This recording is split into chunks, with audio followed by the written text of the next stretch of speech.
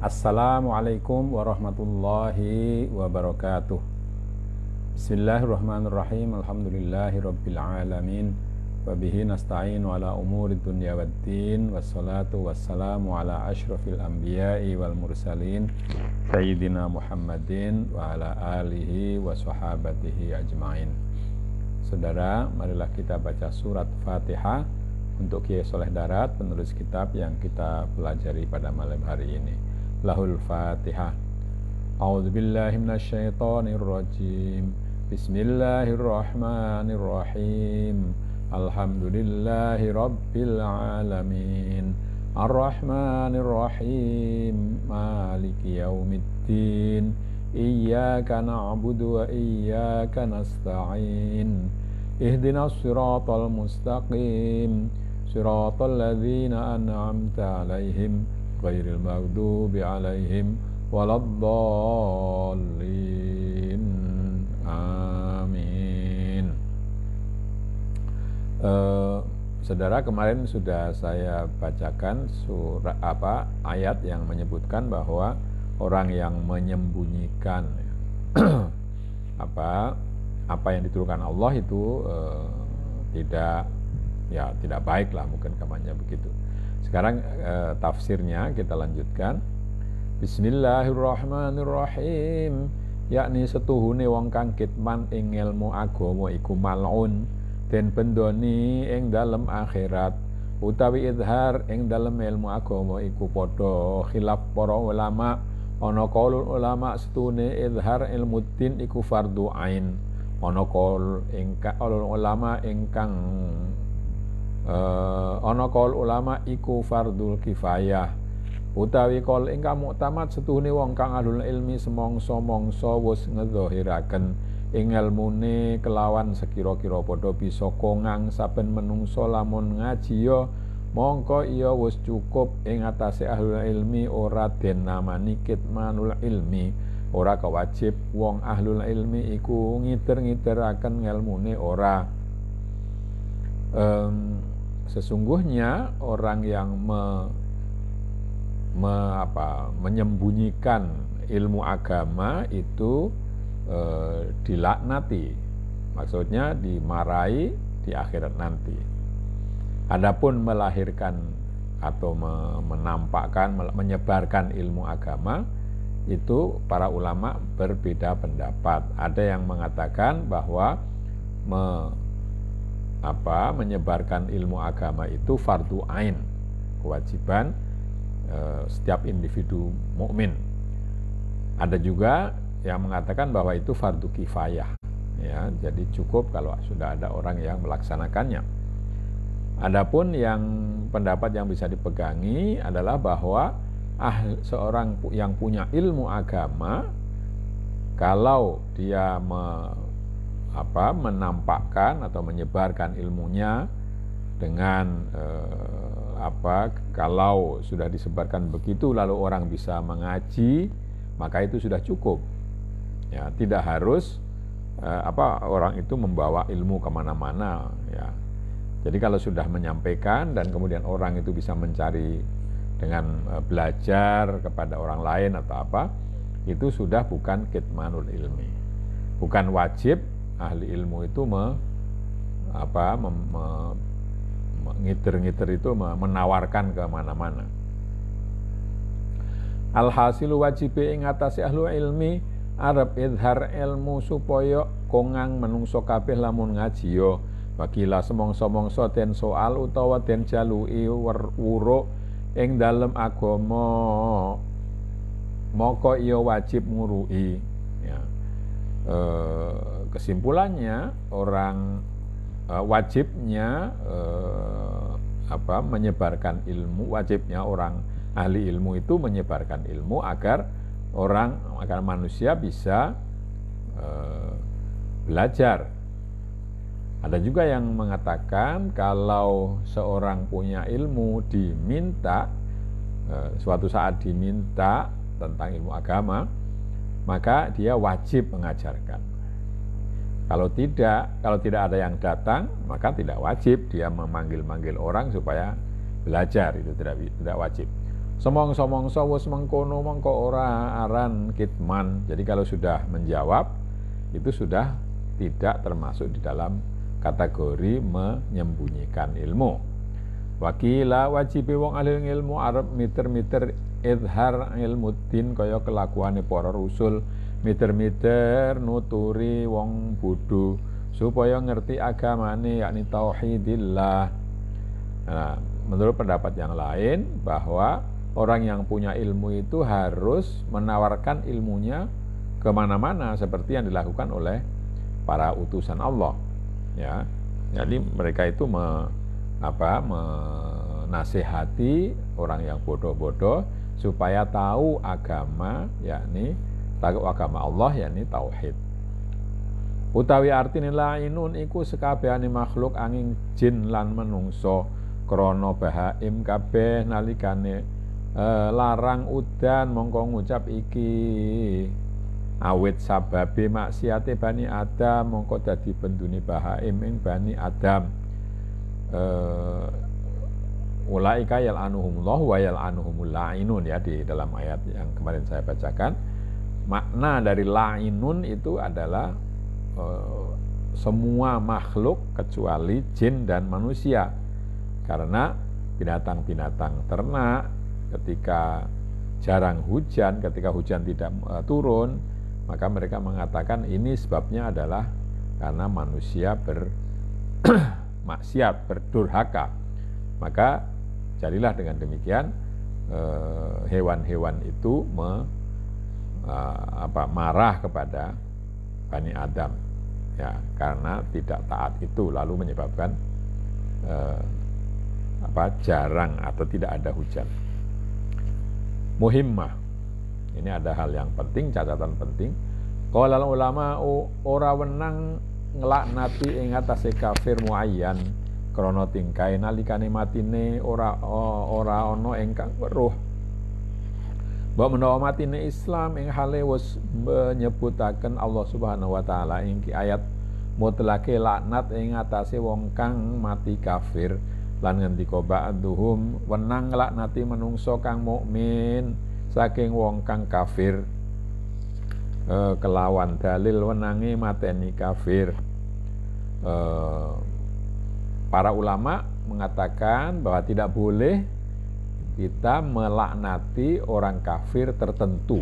Nah, kalau salah umum boleh, tapi kalau tertentu tidak boleh karena ketika mati kita tidak tahu apakah orang itu tetap kafir.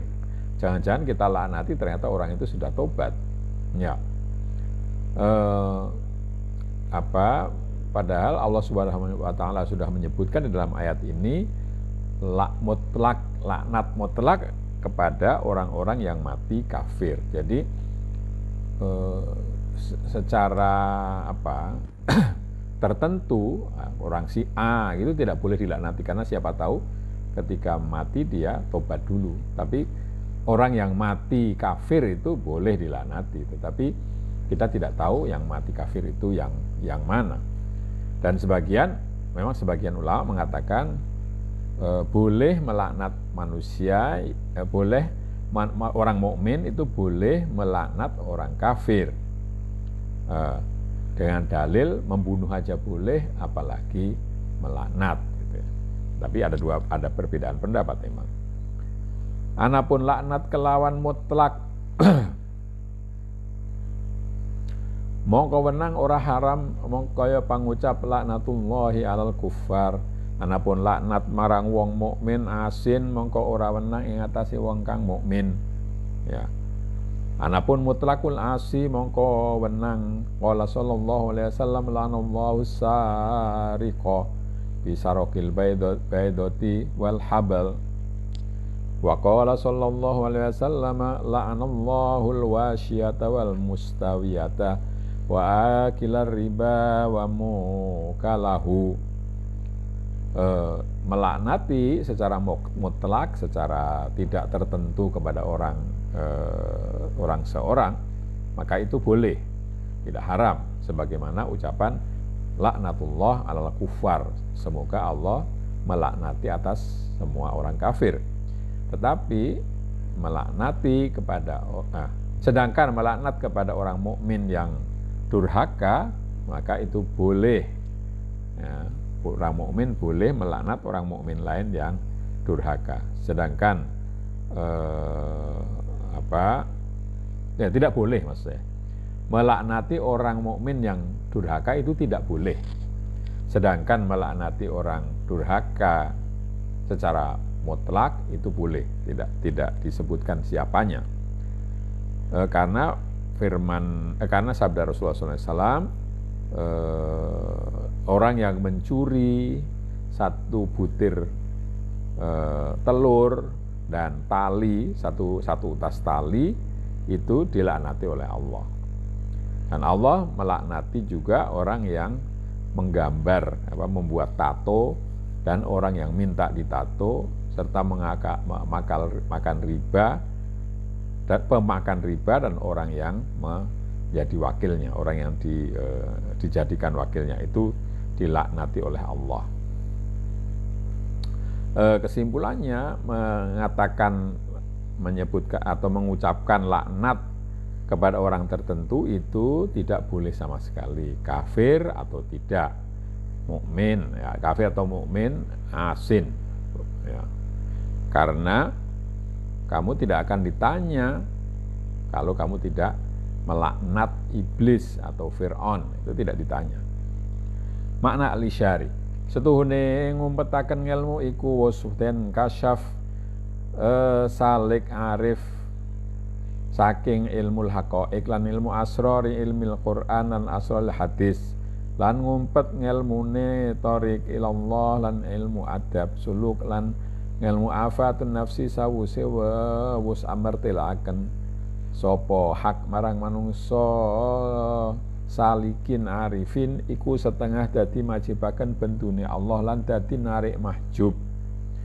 Ya, menyembunyikan ilmu yang telah dibukakan kepada seorang pengikut sufi, seorang penganut jalan sufi dari Allah Subhanahu wa taala, dari ilmu-ilmu haqaiq, menyembunyikan ilmu haqaiq, ilmu hakikat yang sudah dibukakan kepada seorang pengikut jalan sufi, dan juga ilmu rahasia Quran serta rahasia hadis, serta menyembunyikan jalan menuju Allah dan ilmu adab dan ilmu atau tata susila dan ilmu bencananya atau penyakitnya nafsu, setelah dijelaskan oleh Allah kepada manusia salikin dan arifin, itu itu menyebabkan marahnya Allah dan menyebabkan mahjub, orang itu menjadi tertutup tabir dari Allah. Maksudnya seorang ahli sufi yang mendapatkan kasyaf itu tidak boleh menyembunyikan kasyafnya, ya, atau yang mendapatkan ilmu rahasia itu harus menyampaikannya kepada orang banyak, ya. Kalau tidak, maka dia akan tertutup dari rahmat Allah. Mongko dadi wajib ing atase manungsa ngarif ingkang wis den dadekaken maqam mursyid lan masikhah, wajib arep tabiyin ilmu ulumul haqaiq, ngertilakaken ilmu haqaiq marang muridin kabeh apa sak kadare doyanane. Qala sallallahu alaihi wasallam man su'ila anil min 'allamahullahu fayaktumahu uljima bilijamin minan nar. Jadi orang yang sudah arif, yang sudah mengenal Allah, sudah sampai pada tingkat tinggi dalam perjalanan sufi itu dan sudah ada pada makom mursyid, tingkatannya itu sudah pembimbing dan menjadi syekh, maka wajib menjelaskan ilmu hakikat, tidak boleh menyembunyikannya. Maksudnya dia wajib menjelaskan ilmu haqaiq itu kepada murid-muridnya semua sesuai dengan kemampuan mereka. Semampu, ya, doyan itu di sini bukan doyan makan, ya, tapi saya kira dalam pengertian tingkat dari kemampuan menangkap muridnya itu.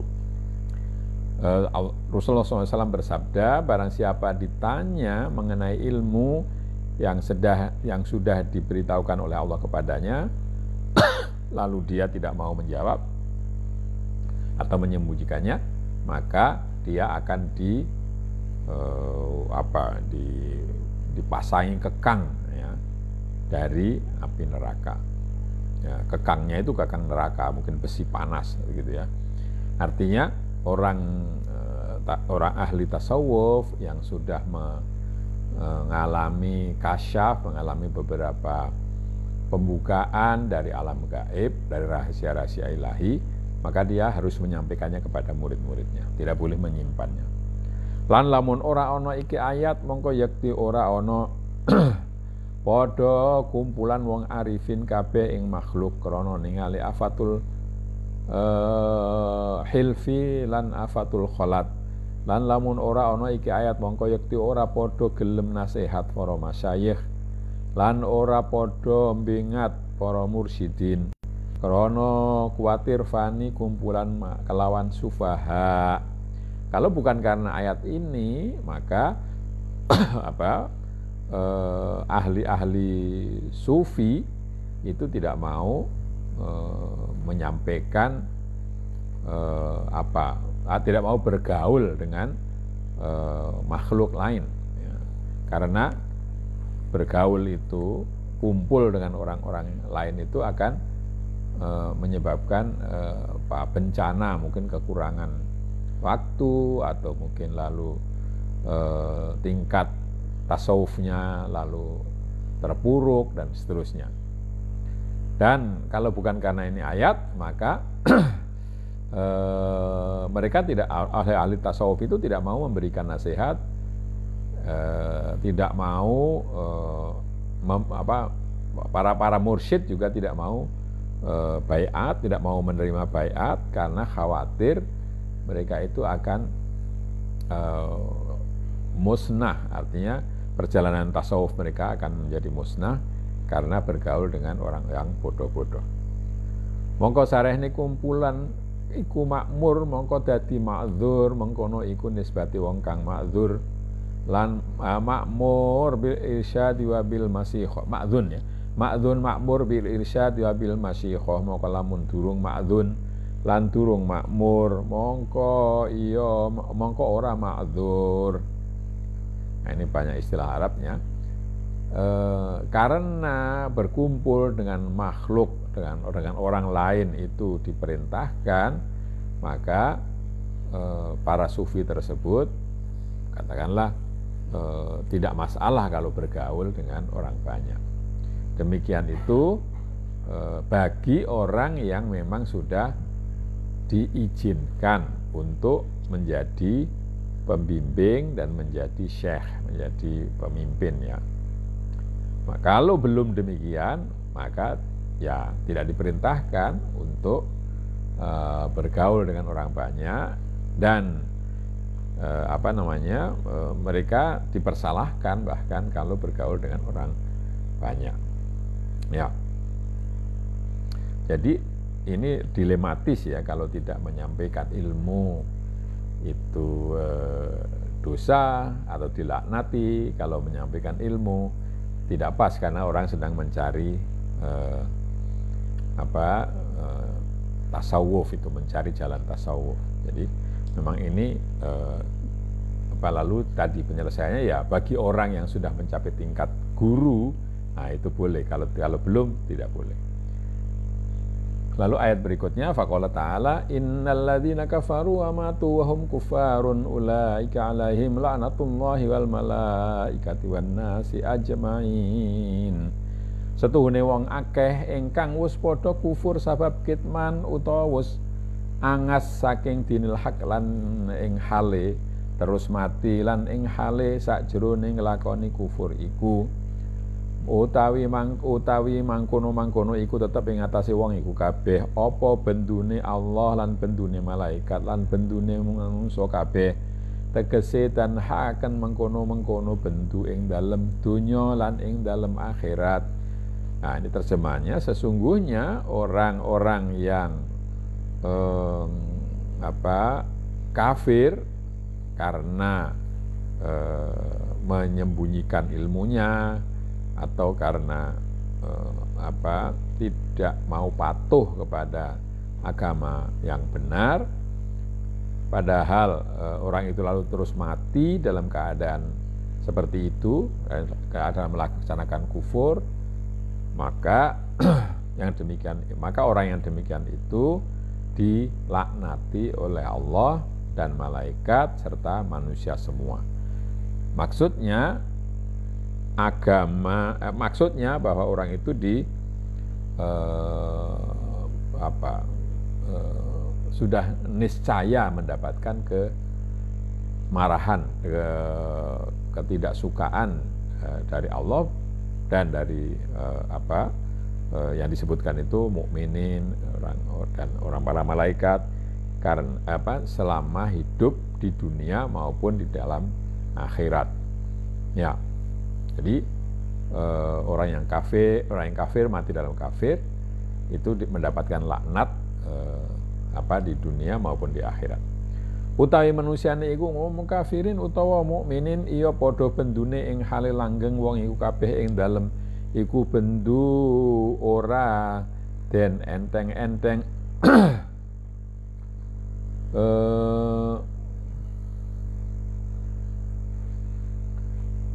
ora den enteng-entengaken saking wong iku kabeh apa siksane Allah lan ora ana wong iku kabeh kok den paringi tempo ora. Manusianya itu umum, baik kafir maupun mukmin, dimarahi oleh Allah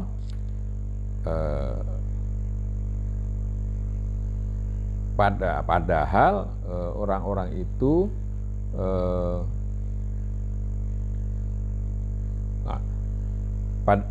dengan keadaan bahwa kemarahan Allah itu tidak mungkin begini, ini kalimatnya agak sulit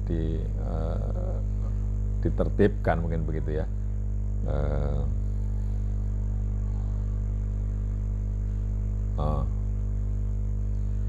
Manusianya sendiri, manusianya yang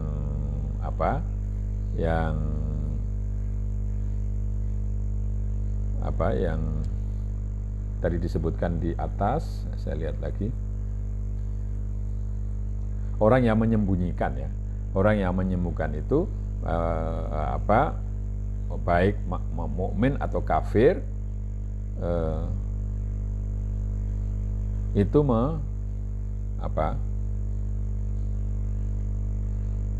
ya sama-sama dilaknati.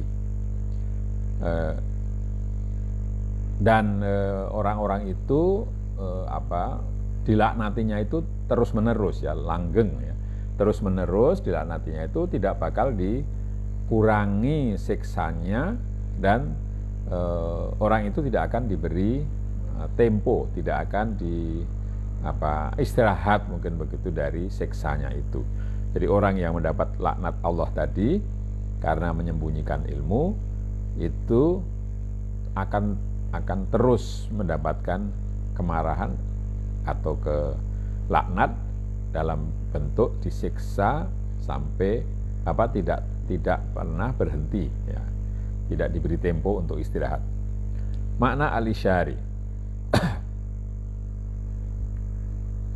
setuhune wong kang padha mungkiri ing ngatasé lakune wong ahli thariq, padha angas-angas ing ngatasé karomate para ahli thariq, lan padha mungkiri ing ngatasé istiqomatut thariq ing dalem oleh nglakoni thariqi syariah, lan malih padha mungkiri kasyafe wong kang ahli thariq saking pira-pira ilmu haqaiq, lan langgeng mengkono hidlan hingga mati sakjroné iku tingkah ingkar iku, utawi wong kang mangkono ikulah wong kang oleh laknatullah. Orang yang mengingkari perbuatan ahlu thariqah, pembuatan orang-orang yang menempuh jalan tarekat dan menolak ke keramatnya para ahli tarekat serta mengingkari istiqomahnya ahli tarekat dalam menjalankan jalan syariah, dan juga mengingkari kasyafnya ahli tarekat. Kasyaf itu terbukanya tabir dari alam gaib, dari berbagai macam hakikat, maka orang itu akan terus tidak mendapatkan pertolongan dari Allah ya, sampai mati.